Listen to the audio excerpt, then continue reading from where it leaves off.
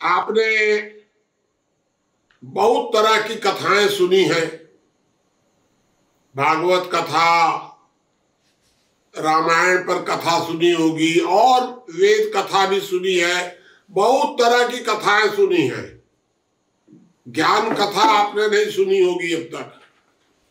आखिर क्या अंतर है अन्य कथाओं में और ज्ञान कथा में? इसको मैं आपको 1-2 मिनट में बता देता हूं। देखिए, अन्य जो लोग कथा कहते हैं आपके सामने, वे पुराने विचारकों के विचारों को आपके सामने प्रस्तुत कर देते हैं। बुद्ध ने ये कहा, राम ने ये लिखा था और कृष्ण ने ये कहा। किसी ने कह दिया, एक गांधी कथा शुरू हुई, गांधी ने ये कहा। अब तक कोई भी कथावाचक आपके सामने अपना विचार प्रस्तुत नहीं करता है। अपना विचार कुछ है ही नहीं तो क्या प्रस्तुत करेंगे? वो आपके सामने प्रस्तुत करेंगे पुस्तकों में लिखा हुआ। लेकिन ये जो कथा है, ज्ञान कथा, ये किसी दूसरे के विचार नहीं है इसके अंदर कि किसने क्या कहा, वाल्मीकि ने क्या कहा और तुलसीदास ने क्या कहा, बुद्ध ने क्या कहा, गांधी ने क्या कहा। वो इस कथा का, ज्ञान कथा का अर्थ नहीं है। ज्ञान कथा का मतलब यह है कि मैं क्या कह रहा हूं, मैं अपना रिसर्च आपके सामने प्रस्तुत कर रहा हूं, दूसरे का रिसर्च नहीं। तो ज्ञान कथा जो है ये मौलिक चिंतन है। बाकी जितनी कथाएं आप सुनते हैं वे पुराने विद्वानों के निकाले गए निष्कर्ष हैं। बाकी उसमें कोई तत्व नहीं है, क्योंकि तत्व होगा कहां से? जब ज्ञान कथा मैं अपने विचार दे रहा हूं और वे लोग दूसरों के विचार देते हैं।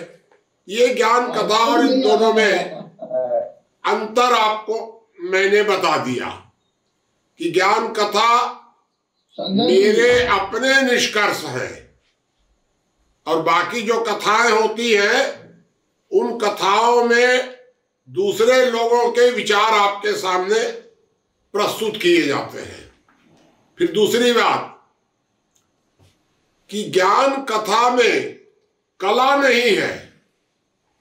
बाकी जितनी कथाएं आप सुनते होंगे उसमें कला होती है, क्योंकि बाकी जो कथाएं होती हैं उसमें आपको उद्देश्य है प्रभावित करना। दोनों का अंतर मैं आपको बता देता हूं। बाकी जो कथाएं होती हैं उसमें कथावाचक की भाषा कभी उग्र होती है, कभी मुलायम होती है, कभी रुलाता है, कभी हंसाता है, 25 तरह का नाटक करता है, कभी गीत शामिल कर लेंगे, कभी प्रवचन शामिल कर लेंगे उसी के अंदर। और दूसरी खास बात यह होती है कि बाकी सारी कथाओं में या भाषणों में जो कहने वाला है उसका सिर से पैर तक सक्रिय रहता है। दोनों हाथ ऊंचा ऊंचा उठाएंगे, जोर जोर से, कभी जोर से बोलेंगे, कभी धीरे से बोलेंगे, कभी चेहरा लाल हो जाएगा। ज्ञान कथा का ऐसा कोई उद्देश्य नहीं है कि आपको प्रभावित करके कुछ लिया जाए। ये हमारा उद्देश्य नहीं है। हमारा उद्देश्य तो ये है कि हम तो एक बहती हुई नदी के समान हैं। अगर प्यासे को प्यास लगेगी आके पानी पी लेगा, और नहीं तो हम बहते हुए समुद्र तक चले जाएंगे। बस मेरा और कोई इससे उद्देश्य नहीं है कि मुझे आपको प्रभावित करना है या कुछ समझाना है, वो मेरा काम नहीं है। तीसरी बात, ज्ञान कथा का जो उद्देश्य है वो ये है कि मैंने अपने जीवन में 65-67 वर्षों तक रिसर्च किया, रिसर्च के कुछ निष्कर्ष निकाले और लेके चला जाऊंगा, क्योंकि भाई कब वहां से बुलावा आ जाएगा कोई पता नहीं है। 2 साल, 4 साल, 5 साल, कभी भी 10 साल, जितना निकल जाए।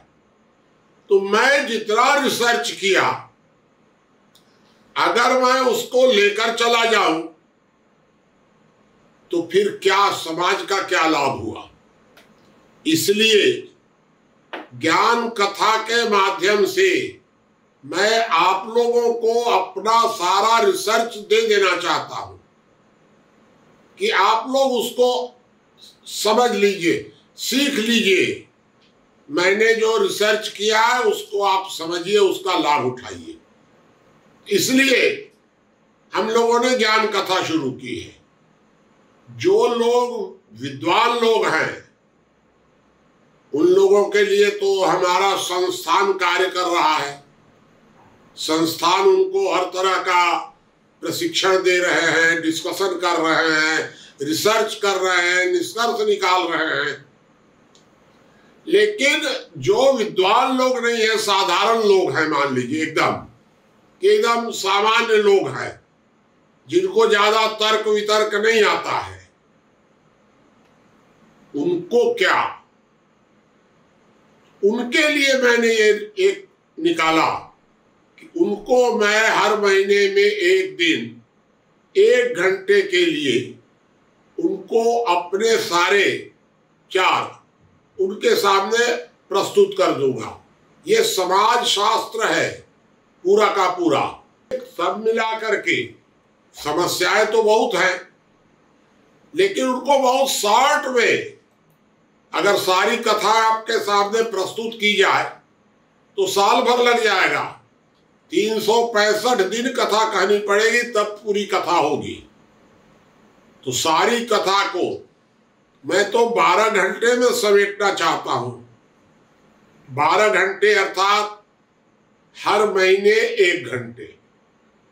यदि मान लीजिए कोई बाहर के कोई लोग बुलाकर कथा कराना चाहेंगे कि हमको ज्ञान कथा करानी है, तो 12 घंटे की कथा 4 दिन में हो सकती है, प्रतिदिन 3-3 घंटे चर्चा हो सकती है, 6 दिन में हो सकती है।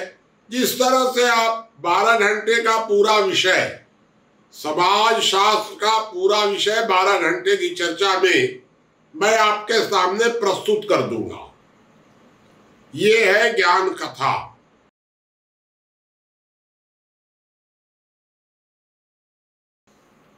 अब मैं आपको 5-7 मिनट में ज्ञान कथा का पहला भाग जो चर्चा हुई थी, 1 घंटे की चर्चा हुई थी, लेकिन उसको मैं आपके सामने 5-7 मिनट में रख देता हूं, जिससे कि आपको रिपीट हो जाए और पिछली बातें और जो नया सीक्वेंस है ये दोनों जुड़ जाए एक तरह से। तो मैंने आपको पिछली बार ये बताया था कि ये जो कुछ भी सृष्टि है ये ईश्वर के द्वारा बनाई गई कि प्राकृतिक रूप से बनी, इस विवाद में आप कभी मत पड़िए। प्राकृतिक रूप से अगर कोई कहे कि बनी है, मान लीजिए। कोई कहे कि नहीं ईश्वर ने बनाई है, तो भी मान लीजिए। मेरा तो ये मानना है अपना कि चाहे प्राकृतिक बनी हो या ईश्वर ने बनाई हो, अगर ये प्राकृतिक भी बनी है मान लीजिए, तब भी हमको ईश्वर को के अस्तित्व को स्वीकार कर लेना चाहिए। यही सामाजिक व्यवस्था, यही है, जरूरत है आज की कि ईश्वर के अस्तित्व को स्वीकार किया जाए। तो इसलिए ईश्वर है कि नहीं या क्या प्रकृति की का क्या है, इस विवाद में हम लोगों को नहीं पड़ना चाहिए। एक दूसरा विवाद पैदा होता है कि मनुष्य और जीव, क्या हर जीव के अंदर को मौलिक अधिकार प्राप्त है? तो मैंने आपको ये बताया था कि सिर्फ मनुष्य को मौलिक अधिकार प्राप्त है। मनुष्य के अतिरिक्त पेड़ पौधे पशु पक्षी या जो भी हैं उन सबको मौलिक अधिकार प्राप्त नहीं है। और इसलिए आप उस विवाद में मत पड़िए। बहुत से लोग कहेंगे कि जीव पेड़ पौधे में भी होता है, दूध में भी होता है। मान लीजिए हाँ होता है, ठीक है, अब ये तुम मान रहे हो, मानो, हम भी मान लेते हैं, हमको क्या दिक्कत है उससे। लेकिन सच्ची बात यह है कि मौलिक अधिकार केवल मनुष्य में होता है। बाकी जीव जंतु जो है उनमें जीव होता है, लेकिन उसके मौलिक अधिकार नहीं होते हैं। ये मैंने दूसरी बात आपको बताई थी। तीसरी बात आपको ये बताई थी कि प्रत्येक मनुष्य के अंदर दो तरह की विचार होते हैं। एक को हम कहते हैं अच्छा, एक को बुरा। इसी को पुराने जमाने में कहते थे देवासुर संग्राम। इन दोनों के बीच में जब से दुनिया बनी है, अर्थात जब से मनुष्य पैदा हुआ है, उसी समय से दैवी प्रवृत्ति और आसुरी प्रवृत्ति के बीच लड़ाई चल रही है। और जब तक सृष्टि रहेगी इन दोनों के बीच लड़ाई चलती रहेगी। ये मैंने आपको बताया था कि जो दो तरह की प्रवृत्तियां हैं इनमें कोई समाप्त नहीं होगा। आसुरी प्रवृत्ति भी खत्म नहीं होगी और दैवी प्रवृत्ति भी खत्म नहीं होगी, लेकिन समय समय पर कभी ये ऊपर हो जाएगा, कभी वो ऊपर हो जाएगा। तो इन दोनों के बीच में कम ज्यादा होता रहता है। मान लीजिए कि कभी अगर दैवी प्रवृत्ति पर संकट आया, तब क्या हुआ? तब प्राकृतिक रूप से, स्वाभाविक रूप से कोई एक नई शक्ति इकट्ठी हुई। उसको हम लोगों ने ईश्वर का रूप दे दिया, महापुरुष का नाम दे दिया, जो भी दे दिया। लेकिन कोई एक ऐसी शक्ति आई और उसने आकर के फिर से देवी शक्तियों को बचा लिया। उन्हीं को हम लोग कहते हैं अवतार, कि भगवान का अवतार हो गया। इस तरह से हम लोग ये मानते हैं। तो हमारा लक्ष्य क्या है? हम इस दुनिया में पैदा क्यों हुए? ईश्वर ने हमको किस लिए भेजा? इस पर अगर आप विचार करेंगे तो बिल्कुल साफ एक ही उद्देश्य है, और वो उद्देश्य ये है कि आप समाज में दैवी प्रवृत्तियों को मजबूत करें। लड़ाई दो के बीच चल रही है, सृष्टि के प्रारंभ से चल रही है, अंत तक चलती रहेगी। लड़ाई तो चलती रहेगी। तो इस लड़ाई में आप काहे के लिए आए हैं?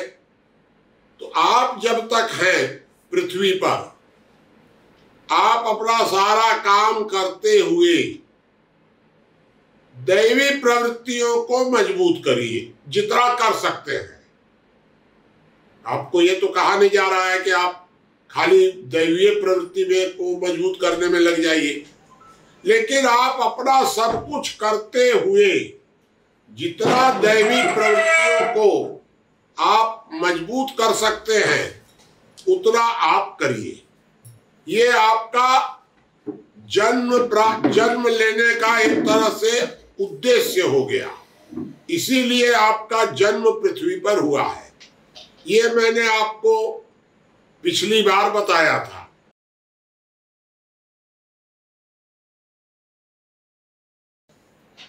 अब आज मैं आपको इस ज्ञान कथा का दूसरा भाग आज आपके सामने मैं रखूंगा, और जो दूसरा भाग उसका है वो ये है। देखिए, ईश्वर या भगवान जो भी होते हैं वो कुछ नहीं करते हैं, सब कुछ प्राकृतिक रूप से होता है, स्वाभाविक रूप से होता है। ईश्वर वहां से ना किसी को कुछ कहते हैं, ना किसी का अच्छा करते हैं, ना बुरा करते हैं। वो तो वहां से एक सिस्टम बना हुआ है, और उसी सिस्टम के आधार पर सब कुछ अपने आप होता है। जैसे आप सोचिए, ये हमारा शरीर है। अब शरीर कितना जटिल है, अगर गंभीरता से कहीं आप सोचने लगे या किसी डॉक्टर और वैद्य से भेंट हो जाए कि ये शरीर ऐसा है, इसमें इतने करोड़ नसें हैं, इसका ऐसा भाग ऐसा है, इसमें इस तरह से खून चलता है, खून कैसे विभाजित होता है, इसमें पानी कैसे चलता है और हवा कैसे करती, सारा अगर आप सुनेंगे तो दिमाग गड़बड़ा जाएगा फिर। और आप पूछेंगे कि और क्या है, तो कहेंगे कि अभी तो मैं एक के आना बताया हूं, 15 आना तो बताया ही नहीं। इतना ये शरीर जो है, ये शरीर की रचना उतनी ही जटिल है। और स्वाभाविक रूप से आप देखेंगे तो कुछ नहीं है, दिन भर आप आराम से कर रहे हैं, आपको पता ही नहीं है कि शरीर अपने आप किस तरह से चल रहा है।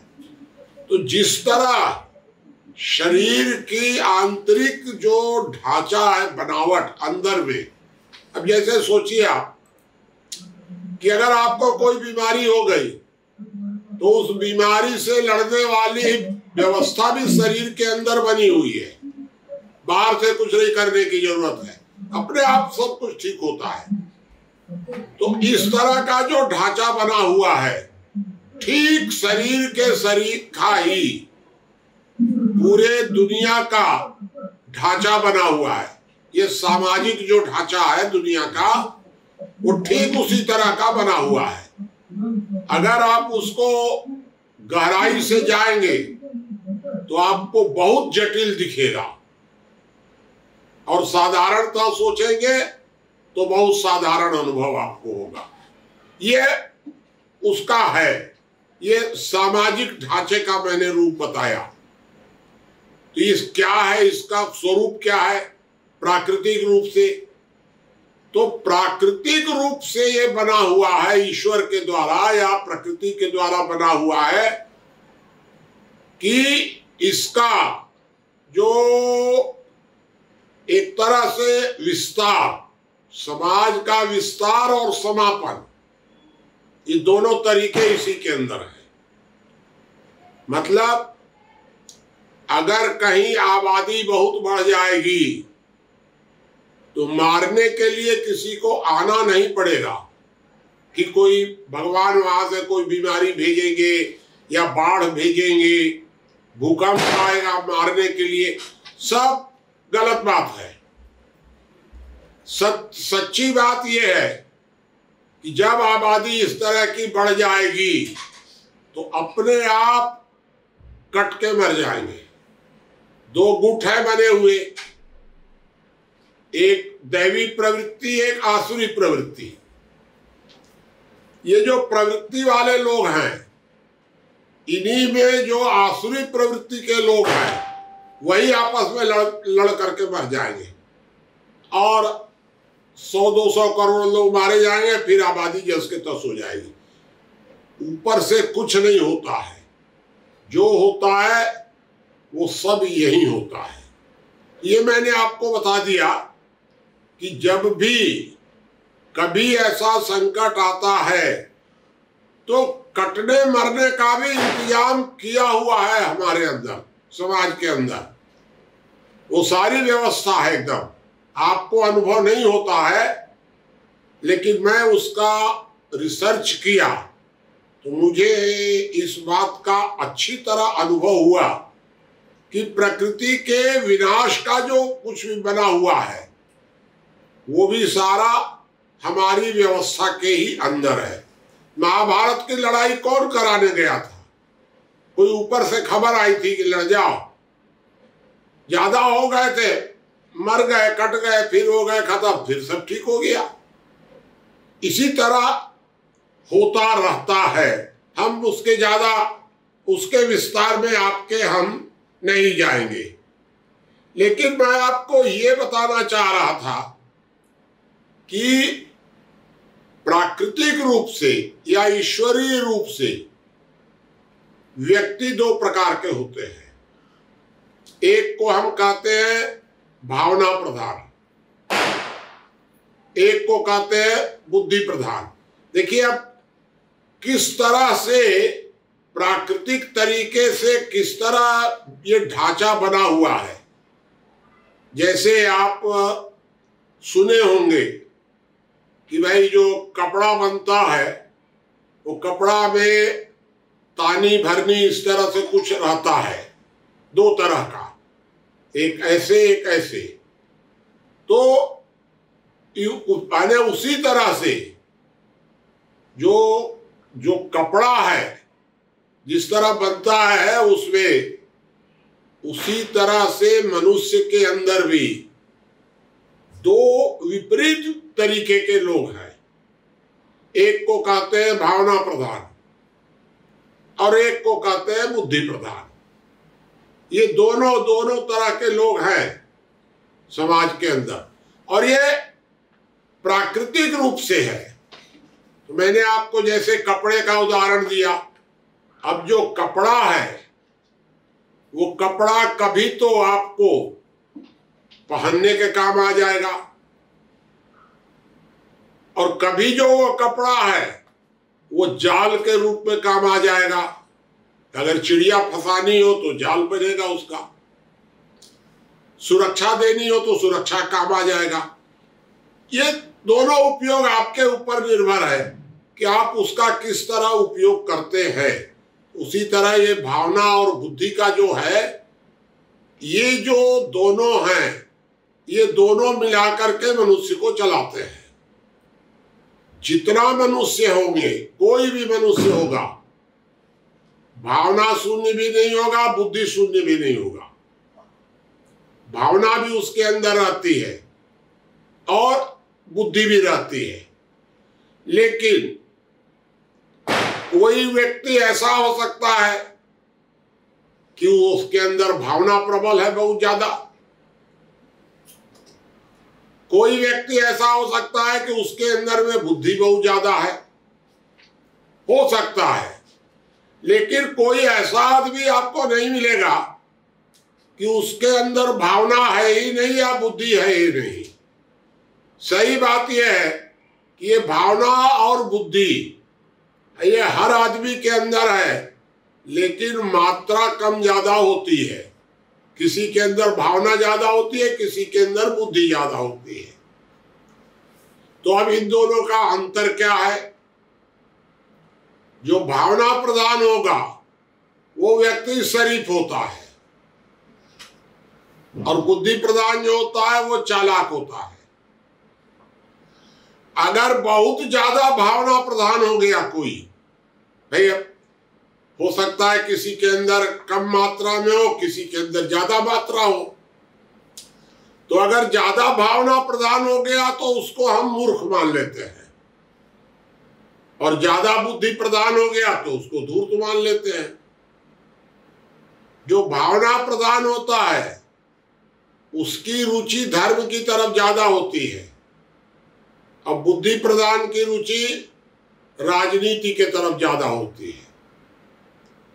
जो भावना प्रधान होता है उसके अंदर श्रद्धा बहुत ज्यादा होती है, और बुद्धि प्रधान के अंदर तर्क बहुत ज्यादा होता है।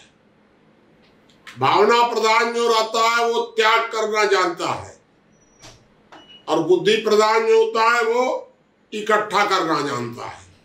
ये और पहले भी कई बार चर्चा हुई है इस संबंध में। तो ये जो भावना प्रधान और बुद्धि प्रधान, ये दो प्रकार के लोग बनाए हुए हैं शुरू से, ये कोई आज नहीं बन रहे हैं। तो इन दोनों में अंतर क्या है भाई? बुद्धि प्रधान जो लोग होते हैं, ये बुद्धि प्रधान लोग ही समस्याओं का समाधान भी कर सकते हैं और समस्या पैदा भी कर सकते हैं, बुद्धि प्रधान लोग। भावना प्रधान जो लोग होंगे, शरीफ लोग, धार्मिक लोग, ये समस्या पैदा भी नहीं कर सकते हैं और हल भी नहीं कर सकते, उनके पास कुछ नहीं है। क्योंकि देखिए दोनों में अंतर ये है कि भावना प्रधान व्यक्ति को हम कहते हैं संचालित, और बुद्धि प्रधान होता है संचालक। अंग्रेजी में कहेंगे भावना प्रधान माने मोटिवेटेड, और बुद्धि प्रधान का मतलब हुआ मोटिवेटर। ये दोनों का अंतर है। आप लोगों को इतना माने जानकारी नहीं होगी कि इतना ज्यादा फर्क है दोनों के बीच में। बहुत ज्यादा दोनों के बीच में फर्क है, भावना प्रधान और बुद्धि प्रधान के बीच में। तो बुद्धि प्रधान जो, जैसे वैज्ञानिक, रिसर्च करने वाले, ये बुद्धि प्रधान लोग होते हैं।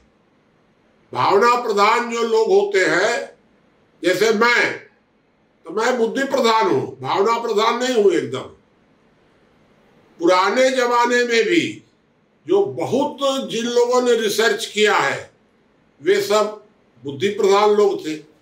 भावना प्रधान लोग तो उसको फॉलो करते हैं। अर्थात जैसे मैंने रिसर्च करके आपको समाज विज्ञान दे दिया, एक उदाहरण मैं आपको बताऊं कि मैंने आपको दे दिया और आप मेरे बाद आंख बंद करके उसको मानना शुरू कर दिए, जैसे मोहम्मद साहब की कुरान है या और कई ठो ग्रंथ हैं, तो ग्रंथों के हिसाब से आपने उसको आंख बंद करके मानना शुरू कर दिया, तो आप विद्वान थोड़े माने जाएंगे, आप बुद्धि प्रधान नहीं माने जाएंगे। अरे बुद्धि प्रधान तो मैं था, मैंने लिखा है, आप तो उसको समाज को खाली प्रस्तुत कर रहे हैं, दे रहे हैं बस, तो आप भावना प्रधान माने जाएंगे। बुद्धि प्रधान जो होते हैं वही लोग कुछ नया निकाल सकते हैं, भावना प्रधान लोग नहीं। तो समस्याओं का समाधान कौन करेंगे? बुद्धि प्रधान। और समस्या पैदा कौन करेंगे? बुद्धि प्रधान। भावना प्रधान न समस्या पैदा कर सकते हैं न समाधान कर सकते हैं। अब प्रश्न ये उठ रहा है कि भाई ऐसी परिस्थिति में जब ये तो दो तरह के लोग हैं, अच्छा ये जो दो तरह के लोग हैं, भावना प्रधान और बुद्धि प्रधान, शरीफ और दूर, इसका पता ही नहीं चलता है।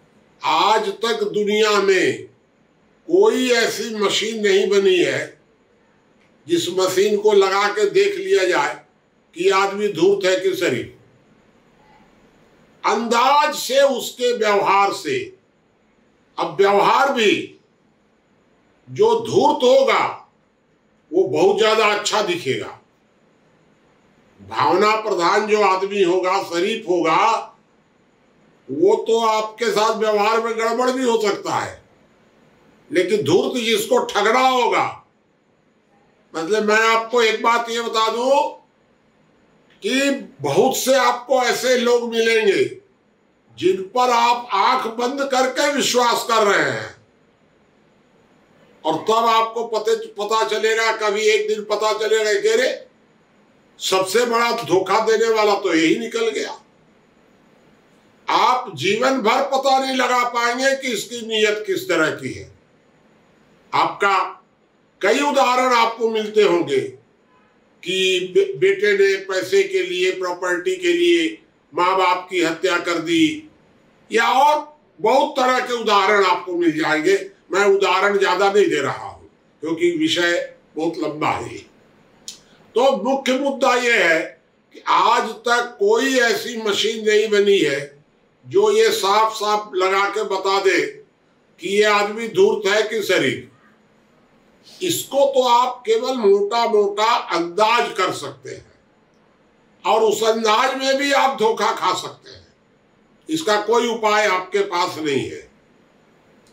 ये तो बड़ी विचित्र स्थिति है भाई कि जब आप शरीफ हैं, आप धूर्त को पहचान ही नहीं सकते हैं, धोखा खा सकते हैं, तो इसका ये तो अच्छी स्थिति नहीं है ना।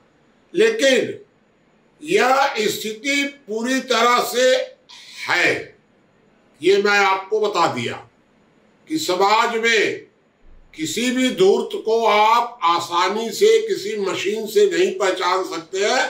एक आप अंदाज कर सकते हैं कि ये आदमी किस तरह का है, लेकिन एक बात पक्का है कि कोई भावना प्रधान आदमी आपको जल्दी धोखा नहीं दे सकेगा। कोशिश करेगा तो पकड़ा जाएगा तुरंत। अब बुद्धि प्रधान जो होगा वो आपको धोखा देगा और आपको पता ही नहीं चलेगा। ये बहुत अंतर है। लेकिन कौन बुद्धि प्रधान कौन भावना प्रधान, इसको कैसे पकड़ा जाए, ये पकड़ना आसान नहीं है, ये जानना आसान नहीं है।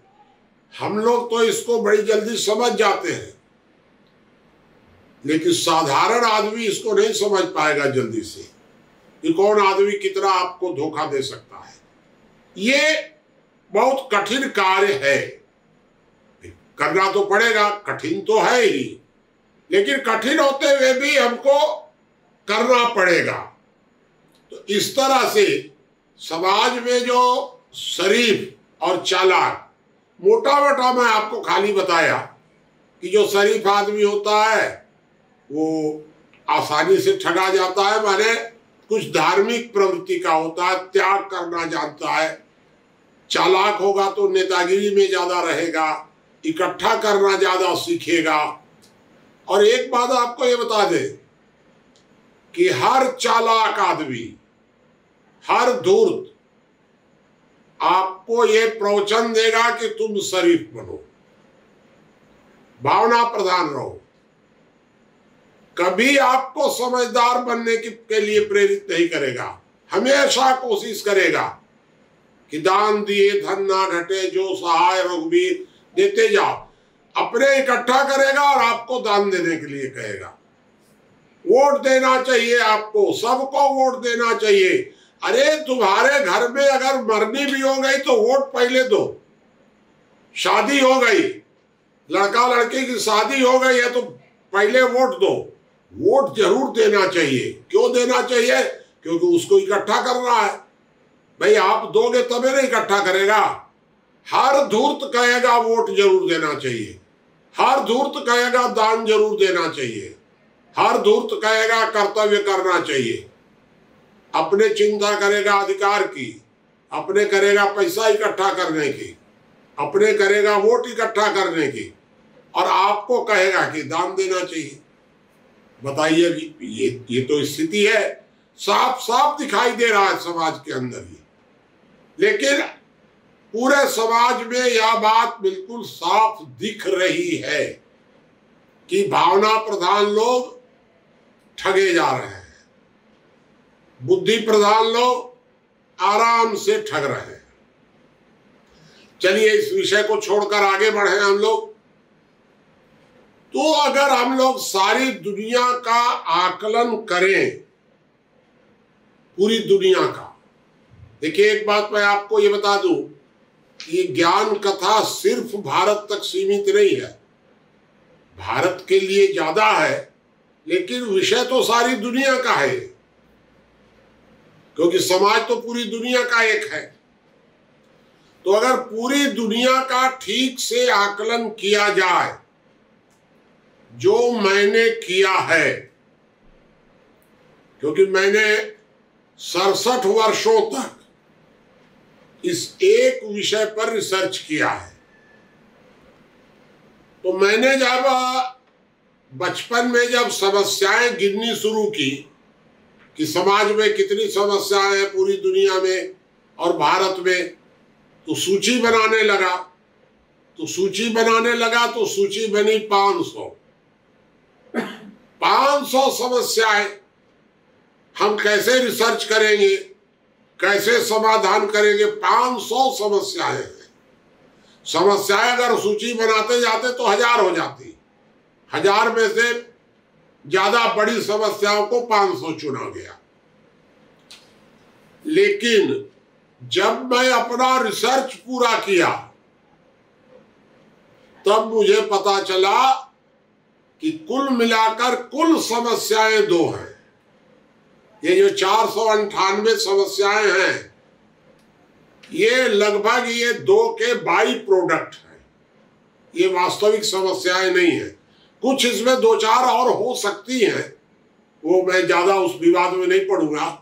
लेकिन अधिकांश 500 में से जो अधिकांश समस्याएं हैं, ये बाई प्रोडक्ट है। समस्याएं कुल मिलाकर दो हैं।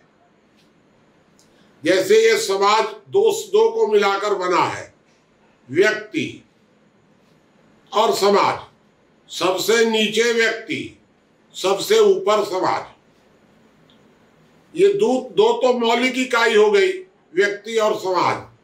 बीच में व्यवस्था की इकाइयां हैं, परिवार, गांव, राष्ट्र, महादेश, जो भी आप मान लीजिए। चलिए, ये व्यवस्था की इकाइयां हैं। मौलिक इकाइयां दो, व्यक्ति और समाज। जो मौलिक समस्याएं हैं वो दो हैं। आप इसको बहुत ध्यान से समझ लीजिएगा कि दो समस्याएं क्या क्या है मौलिक। पहली मौलिक समस्या ये है कि दुनिया के प्रत्येक व्यक्ति के अंदर स्वार्थ और हिंसा, इसका भाव बढ़ रहा है। प्रत्येक व्यक्ति के अंदर। गलती किसकी है? भावना प्रधान की, बुद्धि प्रधान की, वो सब बाद की बात है। लेकिन दुनिया के प्रत्येक व्यक्ति में स्वार्थ और आक्रोश, उसको आप आक्रोश को हिंसा कह सकते हैं, आक्रोश कह सकते हैं, ये लगातार बढ़ रहा है। एक समस्या मैंने आपको बता दी कि दुनिया के प्रत्येक व्यक्ति में स्वार्थ और आक्रोश बढ़ रहा है। और दूसरी समस्या, ये तो व्यक्ति की समस्या हो गई। समाज की समस्या क्या है? तो पूरी दुनिया के अंदर तानाशाही आ रही है। पूरी दुनिया में तानाशाही का मतलब क्या हुआ? तानाशाही का मतलब ये है कि दुनिया के अधिकांश लोग गुलाम हो जाएं और उनके ऊपर एक तरह से मालिक सरीका कोई आदमी डिक्टेट करने लग जाए। उसी को तो हम तानाशाह कहते हैं। तो दो समस्याएं मैंने आपके सामने रखी है।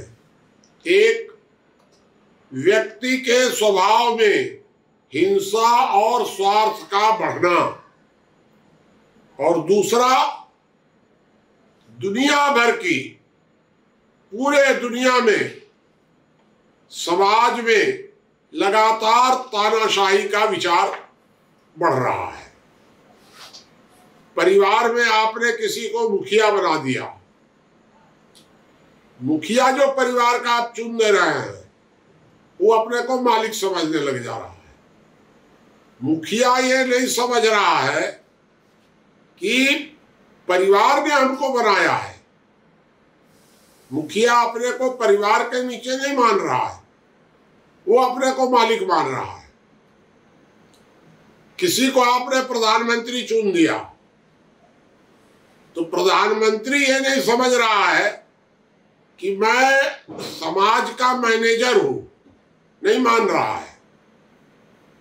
वो तो ये मान रहा है कि मैं मालिक हो गया। सारी दुनिया में अगर आप देखेंगे तो जो सबसे बड़े राष्ट्र है ताकतवर, अमेरिका और मान लीजिए कि चाइना, दोनों ये समझते हैं कि हम मालिक हैं एकदम। ये जो तानाशाही का भाव जो बढ़ जा रहा है, ये तो भाई बहुत ही दिक्कत का काम है। ये कोई अच्छी चीज तो नहीं है। अगर आपको तानाशाही की पहचान करनी हो तो मैं दो बात बता देता हूं। तानाशाही पर आप अपना थर्मामीटर लगाइए, तो जहां तानाशाही होगी वहां व्यक्ति के मौलिक अधिकार नहीं होंगे, एक। और दूसरा, वहां संविधान गुलाम होगा। दो बात जहां होगी उसको तानाशाही मान लीजिए। ये जो तानाशाही का भाव लगातार पूरी दुनिया में बढ़ता जा रहा है, ये तो कोई अच्छी बात तो नहीं है दुनिया में। लेकिन अगर आप हमको कल्पना करके बताइए कि अगर अमेरिका के राष्ट्रपति और चीन के प्रधानमंत्री ये दोनों आज लड़ जाएं किसी बात पर, तो दुनिया, सारी दुनिया मिलकर के इनको रोक कैसे लेगी?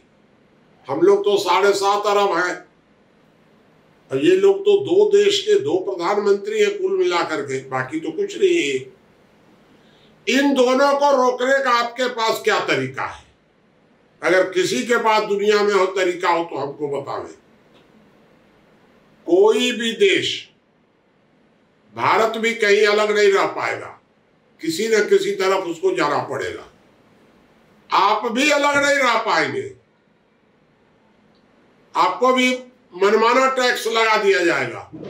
जरूरत पड़ेगी तो कहा जाएगा कि चलो लड़ो, देशभक्ति, राष्ट्र सेवा, फलाना ठिकाना कह कर मर जाओ, कट जाओ।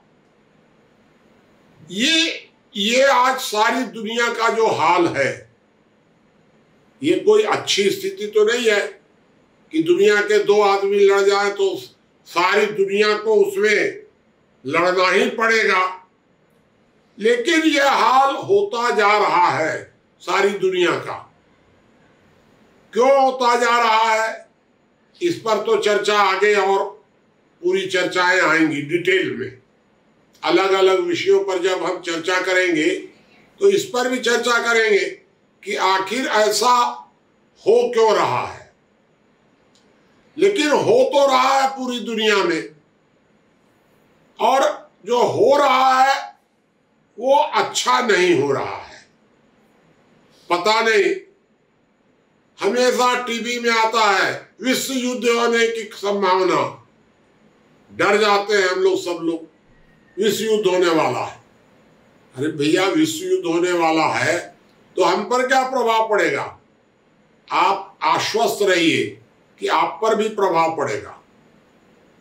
विश्व युद्ध अगर होगा तो कहाँ युद्ध होगा, कौन मरेगा, कौन जिएगा, वो तो एक अलग की बात है, मरने जीने वालों की।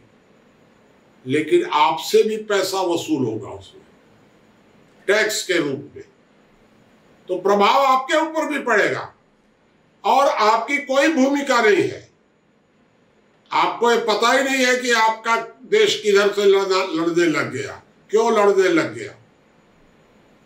तो इसलिए ये बात बड़ी विचित्र है, साहब, आपको पता ही नहीं है और 2 आदमी लड़ गए और सारी दुनिया लड़ गई, आप भी लड़ाई में शामिल हो गए। रोज प्रवचन दिया जाता है देशभक्ति। अब जरा आप सोचिए, भारत और पाकिस्तान के बीच में अगर क्रिकेट मैच हो गया, कोई जीत गया कोई हार गया, हमको तो समझ में नहीं आया कि क्या हो गया ऐसा इसमें भाई। तो नहीं, लड़ जाओ, और उसको राष्ट्र के साथ जोड़ दिया जाता है। राष्ट्र से क्या लेना देना है उस क्रिकेट मैच से। लेकिन एक धूर्त लोगों का, माने राजनेताओं का धूर्तों का ये तरीका है कि उसको धर्म के साथ जोड़ देंगे, जात के साथ जोड़ देंगे, राष्ट्र के साथ जोड़ देंगे, कुछ ना कुछ जोड़ करके और भावना प्रधान लोगों को बहकाएंगे। ये रोज हम लोगों को देखने को मिल रहा है। तो उसी तरह से ये जो केंद्रीयकरण हो रहा है सत्ता का, इसको कहते हैं तानाशाही। वैसे तो अगर सारी दुनिया में ठीक से आकलन किया जाए तो तानाशाही के तरफ ही दुनिया बढ़ रही है, पूरी दुनिया। भाई, अमेरिका में ट्रंप आए, उसी लाइन पर आए, बड़ी मुश्किल से पेड़ छूटा है। भारत भी धीरे धीरे केंद्रीयकरण की दिशा में बढ़ रहा है। अन्य भी जो देश है, कई सैनिक तानाशाही का हल्ला होता है। कल ही सूडान में, तो सूडान में वहां की सेना ने कब्जा कर लिया। कब कहां क्या हो जाएगा कुछ पता नहीं है। इसलिए ये खतरा तो हमारे सामने हमेशा बना हुआ है। तो प्रश्न उठता है कि ये दो बातें जो हैं कि मनुष्य के स्वभाव में हिंसा और स्वार्थ का बढ़ना और संपूर्ण समाज में तानाशाही की भावना का बढ़ना, ये दो प्रमुख समस्याएं हैं। दो का समाधान हम लोगों को खोजना पड़ेगा। समाधान तो हम लोग और अभी 10 दिनों की कथाओं में खोजेंगे पूरा, क्योंकि ये तो बहुत लंबा चौड़ा विषय है। समाधान इतना आसान तो है नहीं, लेकिन मैं आपको समाधान बताऊंगा, क्योंकि मैं केवल समस्याओं की चर्चा करने के लिए नहीं हूं आपके सामने। मैं तो आपको समाधान भी बताऊंगा कि आपको क्या करना है। तो लेकिन समाधान तो करना पड़ेगा सब दोनों का। अभी आपने सुना होगा आज भारत के प्रधानमंत्री विदेश गए हुए हैं। क्या? जलवायु, बहुत चिंता है जलवायु की। जलवायु में ऐसा हो रहा है और 50 साल के बाद ऐसे हो जाएगा, गर्मी बढ़ जाएगी, समुद्र का पानी बढ़ जाएगा, ये हो जाएगा, वो हो जाएगा। अरे भैया, जलवायु में बदलाव होगा, 50 साल में कुछ बदलाव हो जाएगा, मान लीजिए होगा, नहीं जो होगा होगा, चलिए वो भी एक समस्या तो है ही है। लेकिन ये मनुष्य के स्वभाव में जो बदलाव हो रहा है, घर घर में झगड़ा हो रहा है, परिवार टूट रहे हैं आपस में। आप कभी नहीं सुने होंगे आज तक कि इस प्रकार से छोटी छोटी घटनाओं में हत्या हो जा रही है। जरा जरा सी बात। कल के पेपर में मैं पढ़ा कि कहीं एक जगह पर दो मित्र थे, दोनों नेता थे, और एक मित्र को जरा सा कोई ताव आ गया और वो फटाफट गाली गलौज करना शुरू कर दिया अपने मित्र के लिए ही। बताइए, थाने में बैठ के भी गाली देने लग गया। तो कहीं और दूसरे, क्या हो रहा है? जरा जरा सी बात पर हिंसा हो जा रही है। 10 रुपया के लिए मर्डर हो जा रहा है, 10-20 रुपया के लिए मर्डर हो जा रहा है। छोटी छोटी बच्चियों के साथ बलात्कार हो जा रहे हैं। तो हम किधर जा रहे हैं? प्रश्न ये तो बहुत खतरनाक सवाल तो है। मनुष्य के स्वभाव में आक्रोश लगातार बढ़ रहा है। हर साल कोई थर्मामीटर होना चाहिए ना कि भाई अभी भारत में औसत गर्मी इतनी है मनुष्य के स्वभाव में, और अब आज इतनी बढ़ गई। सबका आप औसत निकाल रहे हैं, गरीबी कितनी घटी, गरीबी कितनी बढ़ी, वो प्रदूषण कितना बढ़ा, तो हवा कितनी गंदी हुई, पानी कितना हुआ, सब कुछ आप निकाल रहे हैं। यही बात नहीं खोज के निकाल रहे हैं कि मनुष्य के स्वभाव में कितना बदलाव आ रहा है। क्यों झगड़े हो रहे हैं परिवार के अंदर? बदलाव आ रहा है ना। क्यों धोखा दे रहे हैं अच्छे अच्छे लोग? इसका मतलब है कि स्वार्थ बढ़ रहा है मनुष्य के अंदर।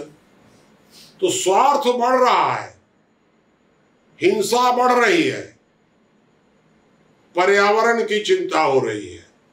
सारी दुनिया के सारे देश लगे हुए हैं पर्यावरण की चिंता पर। मेरा तो ये मत है कि उसकी चिंता तो बाद में होती रहेगी, वो कोई बहुत महत्वपूर्ण मुद्दा नहीं है उतना ज्यादा। ये मनुष्य के स्वभाव वाला कैसे होगा आगे तो, क्योंकि ये देवासुर संग्राम जब होगा तो उस संग्राम का क्या परिणाम निकलेगा भाई, ये जरा आप विचार करिए। फिर तो इसका मतलब कि वो प्राकृतिक, मैंने जो आपको बताया कि संहार का भी रास्ता प्रकृति ने इसी में दिया हुआ है कि मनुष्य के स्वभाव में धीरे धीरे इतना आक्रोश हो जाएगा, जब आबादी खूब बढ़ जाएगी। तो आबादी बढ़ जाएगी तो भगवान तो मारने के लिए आएंगे नहीं वहां से। तो उन्होंने हर मनुष्य के स्वभाव में ये डाल दिया है कि बस कट मरेंगे आपस में सब। तो उनके आक्रोश बढ़ता जाएगा, और बढ़ते बढ़ते एक बार कोई आपस में ऐसा छिड़ेगा, कट मरेंगे, हिंदू मुसलमान कट मरेंगे, उसमें कोई इधर हो जाएगा, कोई उधर हो जाएगा, और किसी भी नाम पर लड़ाई छेड़ने में क्या है? तुरंत किसी भी बिना बात के भी लड़ाई हो सकती है, कुछ नहीं है इसमें। तो इसलिए मुख्य जो बड़ी समस्या ये है कि समाज के अंदर लगातार हिंसा और आक्रोश और स्वार्थ ये बढ़ता जा रहा है, और यही स्वार्थी लोग राज्य सत्ता में जा रहे हैं। वहां कोई ऐसा तो है नहीं कि कोई मतलब, क्योंकि अगर भावना प्रधान चला जाएगा कोई फेल हो जाएगा। कोई शरीफ आदमी अगर सत्ता में गया, एक तो जाएगा ही नहीं। आज तक दुनिया में कोई शरीफ सत्ता में जा ही नहीं सका। और अगर कोई शरीफ मान लीजिए कि मूर्खता कर गया, नहीं मैं तो लड़बे करूंगा चुनाव, और लड़ करके अगर हम लोग जिता भी दिए तो वहां से लात जूता खा के बाहर आ जाएगा, वो रह नहीं सकता है वहां, क्योंकि वो तो धूर्तों का अड्डा है। और जब ये राजनीति धूर्तों का अड्डा है, आप उनसे क्या उम्मीद करते हैं भाई? क्योंकि वो तो धूर्तों का, politics is a game of scoundrels. राजनीति जो है ये धूर्तों का खेल है। तो जब धूर्ती लोग उसको खेल रहे हैं, तो आपको उससे क्या उम्मीद होने वाली है? लेकिन हम लोग लगे हुए हैं उसके पीछे में बिना मतलब के। ये आज की जो स्थिति है वो इस प्रकार की है कि समाज में जो समस्याएं बढ़ाने वाले कौन है? बुद्धिजीवी, और समाधान करने वाले बुद्धिजीवी। समाधान करने वाला कोई दिख ही नहीं रहा है अब।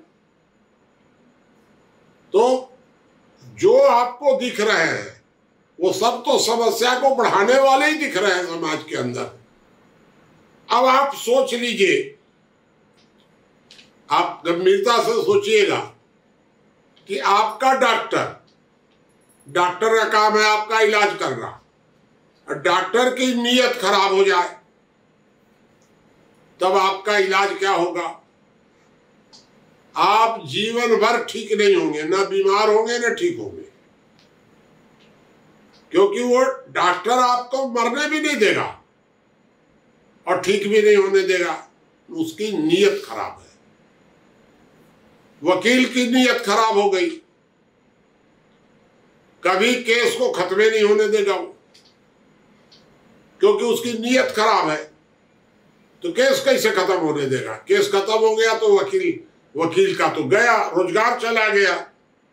इस तरह से अगर आपके किसी धर्मगुरु की नीयत खराब हो गई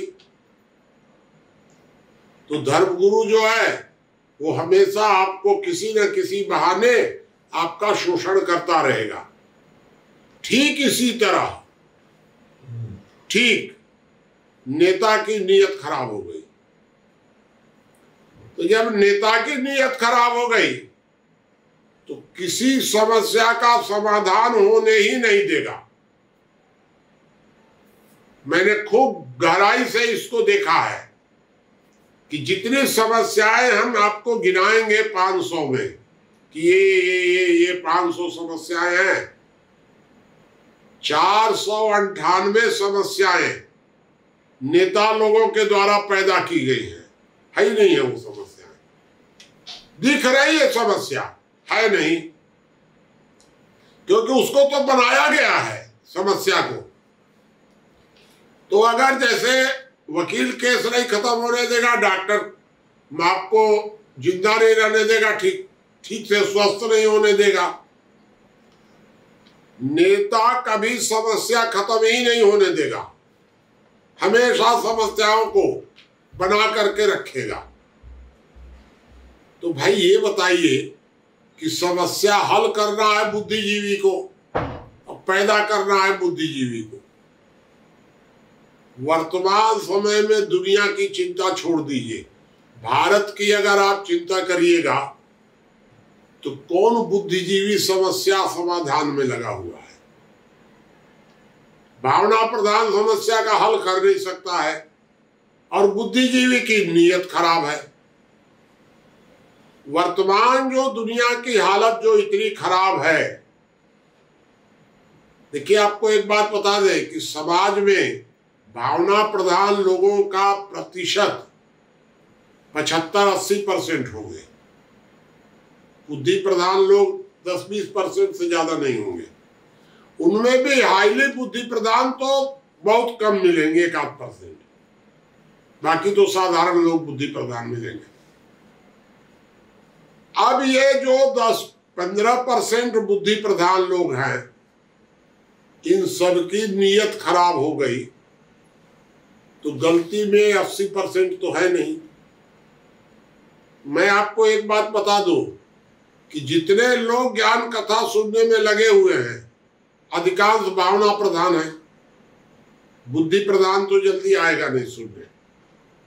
ये जो भावना प्रधान लोग हैं, ये कोई हल कर नहीं सकते हैं, क्योंकि हल करने का तो इनको विचारों को पता ही नहीं है।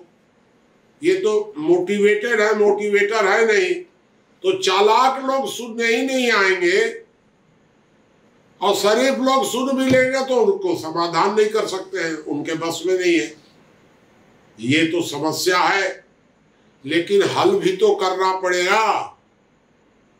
अगर डॉक्टर ठीक से इलाज नहीं कर रहा है तो मैं भी अपने को अगर डॉक्टर मानता हूं तो इलाज करके बताना पड़ेगा। अरे कितना दिन से तुम्हारा इलाज चल रहा है? तो बाबू 6 महीना हो गया इलाज कर। अरे 6 महीना हो गया, ला तुमको मैं 2 मिनट में ठीक कर देता हूं। हो जाएगा। हमको करके दिखाना पड़ेगा, कहने से काम नहीं चलेगा। तो समस्याओं का समाधान हम ही लोगों को करना पड़ेगा, दूसरा कोई करने के लिए नहीं आएगा। तो इसलिए मेरा आपसे जो कहना यह है कि वर्तमान दुनिया में जो सारी समस्याएं आपको दिख रही हैं, इसमें सिर्फ बुद्धि प्रधान लोग दोषी हैं। भावना प्रधान लोग जरा भी दोषी नहीं है बेचारे। कोई भी भावना प्रधान गलत नहीं है, क्योंकि भावना प्रधान आदमी को आप जिधर घुमा दीजिएगा घूम जाएगा। इधर से आपने उसको प्रवचन दे दिया, इधर मुड़ गया, इधर का प्रवचन दे दिया, इधर मुड़ गया। वो तो बेचारा माने एक तरह से कोरा कागज है, जो आपने लिख दिया। ये चालाक लोग जो है ना, बुद्धि प्रधान लोग हैं, ये समस्या बने हुए हैं वर्तमान में। तो इसलिए मेरा आपसे ये लास्ट में ये कहना है कि इस ज्ञान कथा के माध्यम से हम आपको पूरा समाज शास्त्र 12 दिनों में, 12 घंटे में पूरा समाज शास्त्र संक्षेप में आपको समझा देंगे 12 घंटे में। और जरूर जो लोग इसमें शामिल होंगे, हमको पूरा विश्वास है कि आपके अंदर कुछ प्रतिशत समझदारी जरूर बढ़ेगी। हमारा उद्देश्य क्या है? हमारा एक ही नारा है, शराफत छोड़िए, समझदार बनिए। और इस दिशा में हमको उम्मीद है कि हम कुछ दिनों में सफल हो जाएंगे। शराफत छोड़िए, समझदार बनिए। ये आपको, ये मैं मानूंगा कि साल भर में कितना मैं सफल हो पाता हूं आपको ज्ञान कथा के माध्यम से समझदार बनाने में, इसका आकलन तो साल भर के बाद करेंगे। आप जो भी प्रश्न करना चाहें आप प्रश्न कर सकते हैं। हेलो, हाँ बताइए। मेरा ये कहना है कि मार्गदर्शक शोध संस्थान का खोज है समझदार का, जो समझदार क्या तंत्र की व्यवस्था नहीं संभाल सकता है। जब समझदार होगा देखिए, समझदार भी अगर हो जाएगा तब भी चालाक से तो कमजोर रहेगा बेचारा, समझदार होके भी। लेकिन कम से कम ठगा तो नहीं जाएगा। जो समझदार आदमी होगा वो ठगा नहीं जाएगा। और हो सकता है कि अगर अच्छी तरह बढ़िया समझदार हो जाए तो चालाक को धक्का मार के निकाल दे और संचालन करने लग जाए, ये भी संभव है। कुछ भी हो सकता है, लेकिन समझदारी तो बढ़नी ही चाहिए हर आदमी में। ये है मेरा कहना। नमन जी बताएं। मेरा प्रश्न है कि विश्व मजबूत सरकार बनाने के लिए विश्व की क्या किया जा सकता है जिससे शांति आए विश्व में और युद्ध कम हो? देखो, ये काम तो अभी तक तो आसान नहीं है, मेरे भी दिमाग में नहीं है। विश्व सरकार भी बनाना आसान नहीं है। आसान क्या, अभी तक तो कुछ दिख नहीं रहा है लक्षण। फिर भी धीरे धीरे हम लोग चर्चा शुरू करेंगे तो 10-20 वर्ष के बाद शायद जब आप लोग मेरी उम्र में आओगे, अभी तुम्हारी उम्र कितनी होगी? 20 होगी इसकी। हाँ, नमन की 17-18 है ना। तो देखो, मैं तुमको बता रहा हूं, 15 वर्ष की उम्र में मैं रिसर्च शुरू किया था, तो अभी 82 वर्ष की उम्र में रिसर्च पूरा हुआ है। अब तुम्हारी उम्र है अभी 17, तो तू भी जब 70-80 का होगा ना, तब तक कुछ समाधान निकलेगा। अभी इतना जल्दी तो विश्व सरकार की उम्मीद मत करो, अभी इसमें काफी समय लगेगा। अभी मेरे जिंदा रहते तक तो कोई लक्षण नहीं दिख रहा है अभी। बाबूजी, एक प्रश्न मेरा है। हाँ, कि जो ये स्वार्थ और आक्रोश की समस्या बढ़ रही है, ये कृत्रिम है या प्राकृतिक है? नहीं, स्वार्थ और आक्रोश की जो है, अभी तक ये नहीं कर सकते कि कृत्रिम है कि प्राकृतिक है। क्योंकि एक तो ये विचार दिया जा रहा है कि वो युग बदल रहा है, कलयुग आ रहा है जी, तो कलयुग का प्रभाव पड़ रहा है। हमारे हिसाब से कलयुग का प्रभाव नहीं है, स्वार्थ और आक्रोश बढ़ रहा है इसलिए कलयुग आ रहा है। लेकिन अब ये लोग जानबूझकर ऐसा कर रहे हैं कि स्वाभाविक रूप से हो रहा है, ये कहना आसान नहीं है अभी। इसके लिए व्यवस्थाएं दोषी हैं। हाँ है तो, लेकिन चाहे वो लोग कर रहे हो चाहे खुद आ रहा हो, हल तो हम लोगों को करना पड़ेगा ना। हम ये कह करके क्या करें, अब तो भगवान, अब युग ऐसा आ गया, तो युग ही आ गया कलयुग, तो हम क्या कर सकते हैं, ये कह करके हम जान नहीं छुड़ा सकते हैं। हमको तो समाधान बताना पड़ेगा। अगर हम डॉक्टर हैं तो दवा बतानी पड़ेगी हमको। तो चाहे बाकी लोग चाहे अपना पिंड छुड़ा ले, मैं तो आपको समाधान बताऊंगा और प्रैक्टिकल बताऊंगा। ये सब लोग ईमानदार हो जाए तो सब ठीक हो जाएगा, ये कौन सा समाधान हुआ जी? सब ठीक हो जाएगा तो सब ठीक हो जाएगा, ये कौन सा समाधान है ये?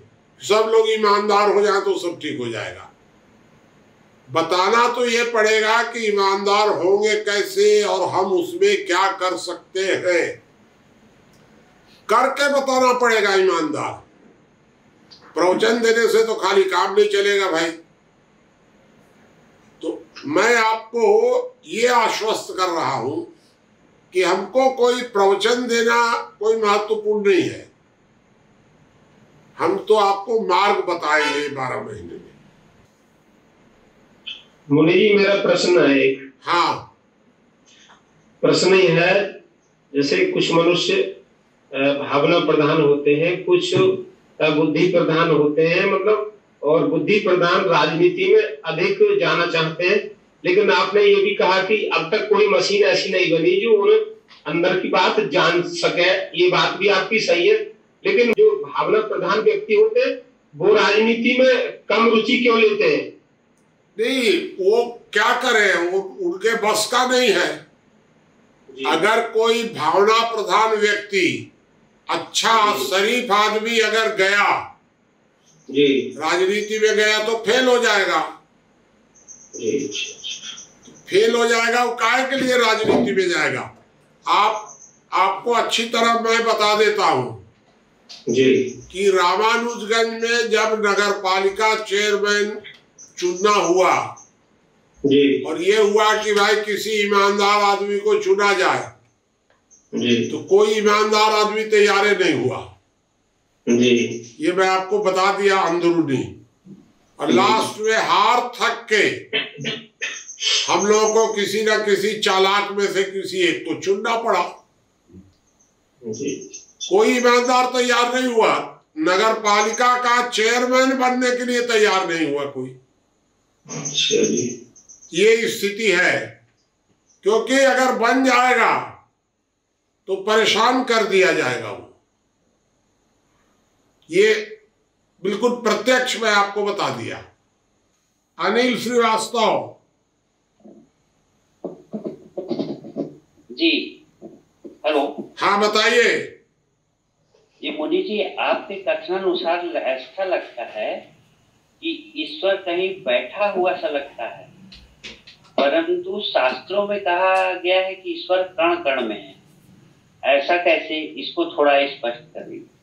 आप मानते हैं कि कण कण में है, बहुत अच्छी बात है। अगर कोई कहे नहीं नहीं ईश्वर है नहीं है, सब जो भी है प्रकृति है, मैं उससे विरोध समस्या नहीं पैदा करूंगा। अच्छा ठीक है, सब प्रकृति है मान लो, क्या दिक्कत है हमको? भाई चारवाक ने कहा ईश्वर नहीं है, बुद्ध ने कह दिया ईश्वर नहीं है, कहने ठीक है, नहीं है तो नहीं है तो है, नहीं है तो नहीं है। ईश्वर के अस्तित्व पर बहस करना अच्छी बात नहीं है। भागवत गुप्ता जी। मैं ये कहना चाह रहा था कि अभी ज्ञान कथा के चर्चा में एक बात आई कि हमें भावना छोड़ करके समझदारी की ओर, बुद्धि की ओर जाना चाहिए, भावना की प्रधानता अपने से दूर रखनी चाहिए। तो ऐसे में हमारे अंदर भी धूर्तता आनी शुरू हो जाएगी अगर भावनाएं हटी और बुद्धि प्रधान होने लगे हम तो। देखिए एक बात समझ लीजिए कि भावना प्रधान होना और बुद्धि प्रधान होना, मैं कह रहा हूं दोनों के बीच में संतुलन। समझदारी मतलब संतुलन। जैसे कि अगर आप गाड़ी बहुत तेज चला रहे हैं तब भी डीजल ज्यादा खाएगी और धीरे चला रहे हैं तब भी ज्यादा खाएगी। संतुलन होना चाहिए। या शरीर में वात पित्त कफ तीनों का संतुलन होना चाहिए। कोई एक बढ़ जाएगा तो गड़बड़ हो जाएगा। उसी तरह मनुष्य के अंदर भावना अगर प्रधान हो जाएगा तो वो आदमी ठगा जाएगा। अब बुद्धि प्रधान हो जाएगा तो ठग लेगा। तो हम कह रहे हैं कि दोनों के बीच में संतुलन बने समझदारी का, जिससे ना कोई ठग सके ना कोई ठगा सके। इसमें क्या दिक्कत है? नहीं, ठीक है बापू, धन्यवाद। समझदारी जो है वही उसी से समस्या होगी। मैं ये पूछ रहा था कि स्वार्थ और हिंसा जो व्यक्ति में बढ़ रहा है, इसका क्या कारण ये हो सकता है कि जो आज भोगवाद और भौतिकवाद जो विलासिता बढ़ रहा है, और उस भोगवाद और विलासिता को भोग करने के लिए धन की आवश्यकता है, और उस धन को प्राप्त करने के लिए स्वार्थ और हिंसा जो है समाज में बढ़ रहा है, क्या ये एक कारण हो सकता है क्या? नहीं है, ये तो कारण साफ दिख रहा है जो आप कह रहे हैं कि धीरे धीरे लोगों के अंदर, मतलब आपको एक बात बता दे कि लोग पैसा धोखा से कमा रहे हैं और बर्बाद कर रहे हैं। मैंने खर्चा अनावश्यक कर दे रहे हैं जी लेकिन कमाते समय जरूर गड़बड़ करेंगे। ये मोटी बात ये है कि कमाने में गड़बड़ी करने में उनको कोई कष्ट नहीं है, भले अनावश्यक खर्चा कर दें। ये अच्छी बात तो नहीं है, लेकिन है तो